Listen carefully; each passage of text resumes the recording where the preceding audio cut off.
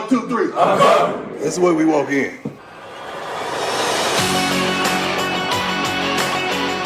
All you want is an opportunity to win, to compete, to dominate. And darn it, I'm going to give you that. Questions for Coach? How do you feel like your guys did over the summer? I know you're not with them a ton, you're allowed a limited amount, but like as they've started the first couple of days, as far as your offense goes, how do you feel like they've done? I thought it's been a great summer, really, really productive. Obviously, with the guys that were here in the spring, for them to be able to continue to build upon their learning from that, and the new guys who got here in the summer, guys attacked it. I thought Coach Mo and his strength staff did an unbelievable job changing their body compositions with the plan that they put in place and the work that the kids did. And again, with where we're starting and the number of installs that we're going to be throwing at these guys early, you can tell that they've studied what they need to do. There hasn't been a ton of mental errors, just an egregious amount. It's kind of what you would expect for day one, day two, and that's because of the work that they put in over the summer. What are your objectives for Shador? For him to have a conceptual understanding and mastery level of what we're doing so that he can be an elite problem solver, right? So it's a matter of knowing where the answers are to the problems that the defenses present to us, and he can have the answers to the test. So when he sees the problems that show up, he can solve them in a very, very rapid manner. You added Payson and Gavin to your group.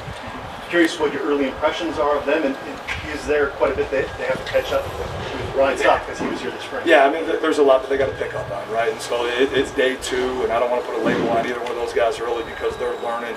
The one difference between the two of them is that Gavin's a little bit older, and you can tell that he's got some of that more mature game collegiate experience from his journey in life. Where Kaysen is, because of who he is, just a true freshman right now. And he's learning kind of that transition and being away from home and all the things that go into that, but excited to pour into all the guys that are in that room and continue to help them grow. What it seems like the running back group, you've got 4 or 5 guys that you really trust with a lot of experience. So how do you balance just trying to wanting to get all of those guys and using all the talent you have in that room as well? I want to get the ball into as many playmakers' hands as often as possible, however we're going to do that. Whether we throw it, we hand it, we pitch it, we shovel it, we hide it under someone's legs and they hand it to someone else.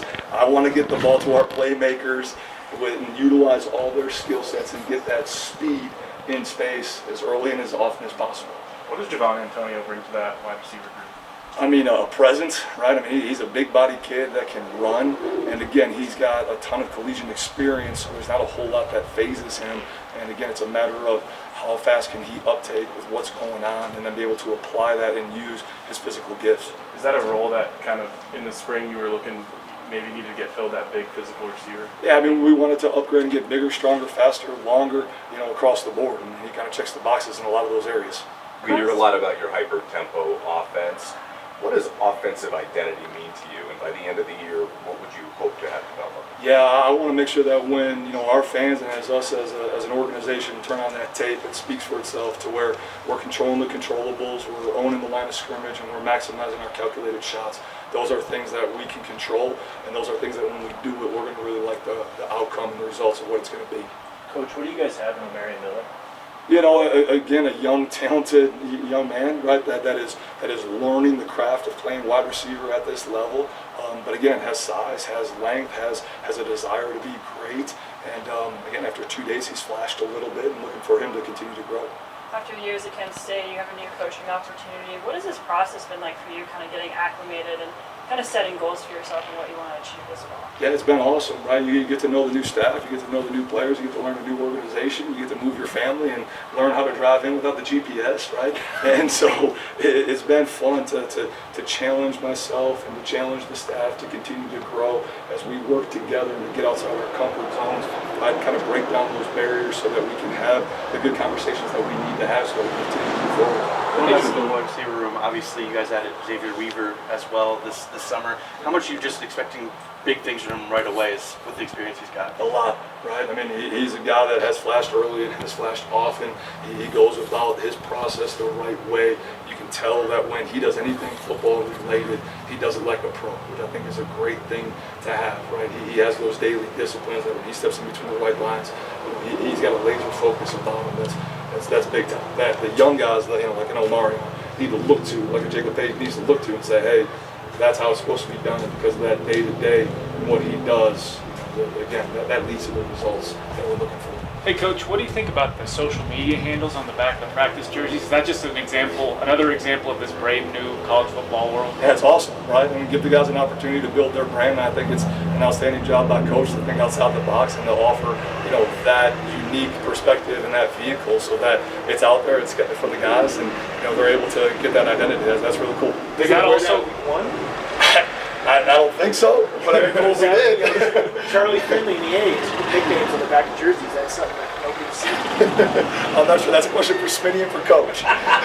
does it also kind of speak to how you guys are just so hyper focused on the individual and the man behind the helmet that you want them to grab that autonomy of having their social media profile all over their bodies? Yeah, I think you hit the nail on the head, right? To where in terms of you got to be aware of the individual.